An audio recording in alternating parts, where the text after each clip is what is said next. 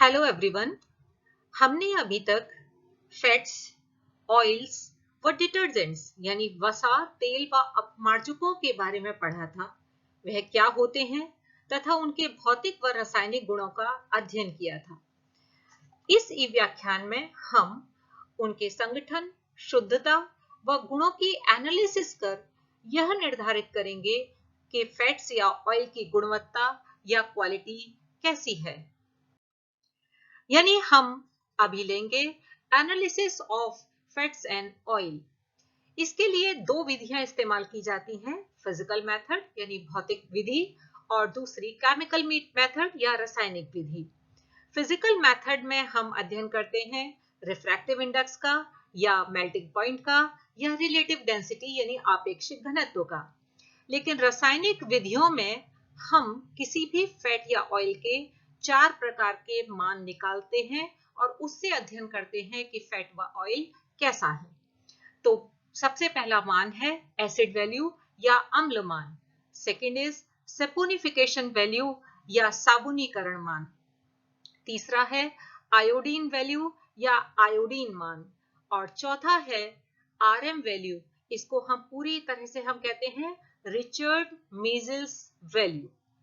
तो आइए अब हम इन चारों मानों को मैंने तुलनात्मक रूप से यहां लिया है, जिससे आपको समझने में सुविधा हो और याद करने में भी सुविधा हो। तो सबसे पहला है एसिड वैल्यू या अम्ल मान। The quantity of KOH in milligram used to neutralize free acid present in 1 gram oil or fat। यानी KOH के मिलीग्राम की वह संख्या जो 1 ग्राम तेल या वसा को उदासीन करने के लिए आवश्यक हो। यानी ऑयल या फैट कितना है 1 ग्राम, और उसको न्यूट्रलाइज करने के लिए KOH की मात्रा को हमें लेना है मिलीग्राम में। यह एसिड वैल्यू हमें क्या बताती है? This is a measure of free acid present in oil और फैट। यानी कितना मुक्त अम्ल पहले से ही फैट या ऑयल में प्रेजेंट है।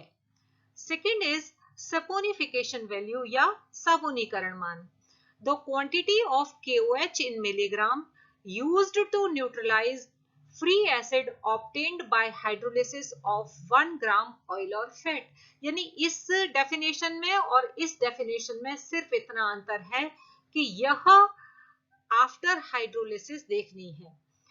यानी 1 ग्राम तेल या वसा के पूर्ण जल अपघटन पर मुक्त हुए वसा अम्लों को उदासीन करने के लिए आवश्यक KOH के मिलीग्रामों की संख्या को उस तेल या वसा का साबुनीकरण मान कहते हैं। यानी वसा या अम्ल भी 1 ग्राम लेना है, KOH की मात्रा को भी मिलीग्राम में लेना है, और यह भी हमें फ्री एसिड ही बताएगा, लेकिन कब बताएगा? After hydrolysis. यानी इससे हमें क्या पता लगता है? This is a measure of all fatty acid present after hydrolysis including free acid. यानी जो फ्री एसिड पहले प्रेजेंट थे वो, और जो आफ्टर हाइड्रोलिसिस फैटी एसिड बने हैं, उन दोनों का मान ये हमें बताता है। इन दोनों मानों से हमें एक और वैल्यू पता लग जाती है, जिसे हम एस्टर वैल्यू कहते हैं। Ester value equals to saponification value minus acid value. अब हम लेते हैं आयोडीन वैल्यू या आयोडीन मान। Quantity of iodine in grams which react with 100 gram of oil और फैट।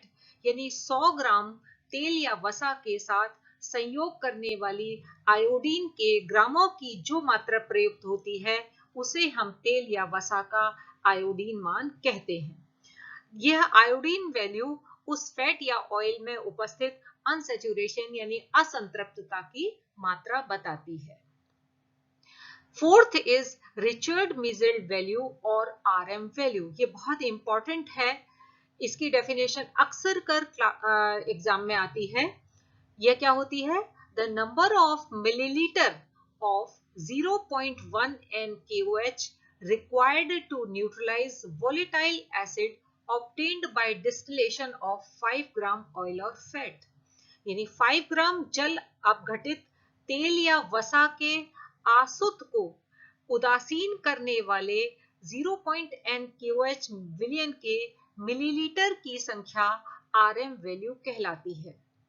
ध्यान से देखिए बच्चों, इसमें हम ऑयल या फैट का हम करेंगे हाइड्रोलिसिस।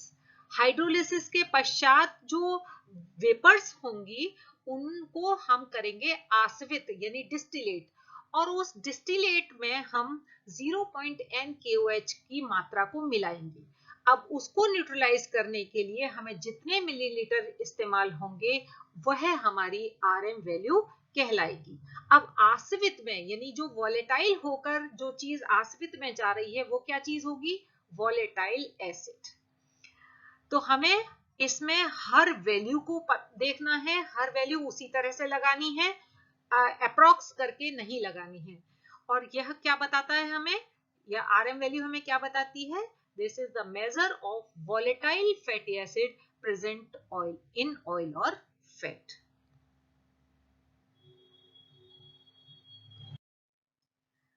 अब हम आते हैं सिग्निफिकेंस ऑफ लिपिड्स। यूजुअली सभी कहते हैं लिपिड्स या फैट बहुत अच्छे नहीं होते, बॉडी में कोलेस्ट्रॉल होता है, लेकिन उसके कुछ फायदे भी हैं, उसका कुछ महत्व भी है।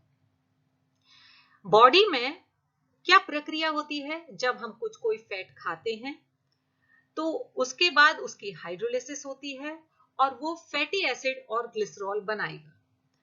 यह फैटी एसिड्स स्लोली ऑक्सीडाइज होकर कार्बन डाइऑक्साइड और वाटर बनाते हैं और इस प्रक्रिया में लार्ज अमाउंट ऑफ एनर्जी निकलती है जो कि हमारी बॉडी को एनर्जाइज करती है, यानी विभिन्न कार्यों के लिए जो ऊर्जा काम आती है वो हमें इस खाने से प्राप्त होती है। लेकिन हम तो क्या है, खाना ज्यादा खा लेते हैं, ज्यादा खा लेते हैं तो जो एक्सेस फैटी एसिड होता है, जो हमने खाना खाया वो पूरा का पूरा हाइड्रोलाइज तो हो गया, अब कुछ तो उसमें से ये यूज हो गया, लेकिन जो एक्सेस फैटी एसिड है वो पुनः ग्लिसरॉल से रिएक्ट करके फैट बना देता है और ये फैट हम एडिपोज टिश्यू में जमा हो जाता है और इस कारण हम धीरे धीरे मोटे हो जाते हैं। ध्यान रहे, प्लांट में भी एक्स्ट्रा एनर्जी से एक्स्ट्रा उनके पास फूड बनता है, यानी एक्स्ट्रा चीज होती है, लेकिन वो पॉलीसेकेराइड या स्टार्च के रूप में डिपॉजिट होता है। Phospholipids are structural component of cell membranes. Cholesterol is the principal sterol of higher animals. It is abundant in nerve tissue. It is not present in plant fats. Plant sterols जो भी होते हैं उनको हम phytosterol कहते हैं, यानी animal में जो स्टेरॉल होता है वो कोलेस्ट्रॉल होता है और प्लांट में जो स्टेरॉल होता है वो फाइटोस्टेरॉल कहते हैं। Simple lipids acts as heat insulator and shock absorber for the organism. यानी ये लिपिड्स खराब ही नहीं होते, मोटा ही नहीं करते हैं, लेकिन हमारे लिए ये हीट इंसुलेटर की तरह काम भी करते हैं। तभी हमें क्या होता है, जो मोटे लोग होते हैं उनको विंटर्स में ठंड नहीं लगती है। शॉक एब्जॉर्बर भी होते हैं, एक कोई पतला आदमी गिरेगा तो उसकी हड्डियां टूट जाएंगी, लेकिन मोटा आदमी गिरेगा तो उसकी मसल्स ही रप्चर होंगी, हड्डी बच जाएगी, यानी वो एक तरह से हमारी बॉडी में थर्माकोल की तरह काम करती है। अब हम लेते हैं हाइड्रोजनेशन ऑफ ऑयल्स। इसको हम हार्डनिंग ऑफ ऑयल्स भी कहते हैं। हमने ये रिएक्शन आपको पहले बताई है, अब हम इसका मैन्युफैक्चर देखेंगे। इसमें क्या होता है, अनसैचुरेटेड जो फैटी एस्टर होते हैं, यानी फैटी एस्टर मींस फैट्स में जो अनसैचुरेटेड पार्ट होता है वो हाइड्रोजनेट हो जाता है और सैचुरेटेड फैट्स में कन्वर्ट हो जाता है। Conversion of vegetable oil to vegetable ghee is based on this reaction. तो अब हम देखेंगे कि इस हाइड्रोजनेशन प्रक्रिया में हम क्या क्या किस किस स्टेप के थ्रू हम वेजिटेबल ऑयल को घी में कन्वर्ट करते हैं। तो इसके लिए सबसे पहले क्या क्या चीज रिक्वायर्ड होती है वो देखेंगे। तो इसके लिए रिक्वायर्ड होता है ऑयल्स, जैसे हम इसके लिए ग्राउंडनट ऑयल ले सकते हैं, सोयाबीन ऑयल ले सकते हैं, लिंसीड ऑयल ले सकते हैं या सनफ्लावर ऑयल ले सकते हैं, ऐसे कोई भी अनसैचुरेटेड ऑयल ले सकते हैं। इसमें हम निकल फॉर्मेट या निकल कार्बोनेट जैसे कैटलिस्ट यानी उत्प्रेरक को प्रयोग में लेते हैं। टेम्परेचर लगभग 200 डिग्री सेल्सियस होता है।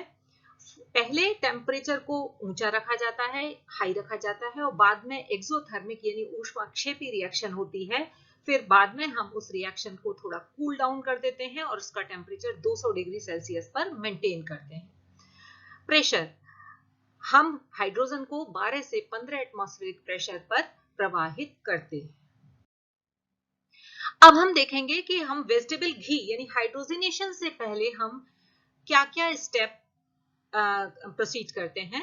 तो सबसे पहला है सेपरेशन ऑफ फ्री एसिड। अभी हमने बताया था एसिड वैल्यू के लिए कि उसमें फ्री एसिड हो सकते हैं यानी किसी भी फैट या ऑयल में।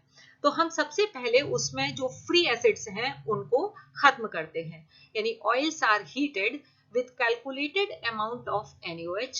As a result, free acids gets neutralized which can be separated. यानी फ्री एसिड न्यूट्रलाइज हो जाएंगे और बाकी हम जो ऑयल है उसको हम अलग कर लेते हैं। सेकेंड इज ब्लीचिंग, यानी ऑयल में कुछ कलर हो सकता है, इसलिए हमें उसके ब्लीच करना भी आवश्यक है। Oil obtained from the above method is passed over animal charcoal at लगभग 348 केल्विन टू 353 डिग्री केल्विन बोल रहे हैं, तो इसका मतलब है अप्रॉक्स 70 से 80 डिग्री सेल्सियस पर इसको हम ब्लीच करते हैं और जो बचा ऑयल है उसको हम फिल्टर कर लेते हैं। इसके बाद नेक्स्ट स्टेप है डीओडोरिफिकेशन, यानी उसमें से जो स्मेल कुछ अलग टाइप की स्मेल हो उसको हमें खत्म करना है। तो after bleaching oil is passed over strongly heated steam to get deodorised oil, यानी डीओडोरिफिकेशन के लिए हमें क्या करना है, ऑयल को स्ट्रांगली हीटेड स्टीम से पास करना है जिससे कि उसकी कोई अलग स्मेल है तो वो हट जाए। और फोर्थ स्टेप है hydrogenation. Oil obtained from the above process is heated with hydrogen in presence of nickel catalyst at 200 degrees Celsius and at 12 to 15 atmospheric pressure. आइए अब हम इसका प्रोसेस देखते हैं कि किस प्रकार हाइड्रोजनेशन होता है। Process of hydrogenation of oil. Olive oil एक अनसैचुरेटेड ऑयल होता है, इसे एक फ्लास्क में ले लेते हैं। व्यापारिक विधि में बड़े बड़े कंटेनर्स लिए जाते हैं, इसमें निकेल उत्प्रेरक यानी निकेल कैटलिस्ट प्रयोग में लाते हैं। सामान्यतया निकेल कार्बोनेट या निकेल फॉर्मेट उत्प्रेरक का प्रयोग किया जाता है। अब इसमें हाइड्रोजन गैस 12 से 15 एटमॉस्फेरिक प्रेशर पर प्रवाहित की जाती है। अभिक्रिया पूर्ण होने पर वेजिटेबल ऑयल वेजिटेबल घी में परिवर्तित हो जाता है और इस प्रक्रिया में ऑयल में उपस्थित अनसैचुरेटेड फैटी एसिड घी में सैचुरेटेड फैटी एसिड में बदल जाते हैं।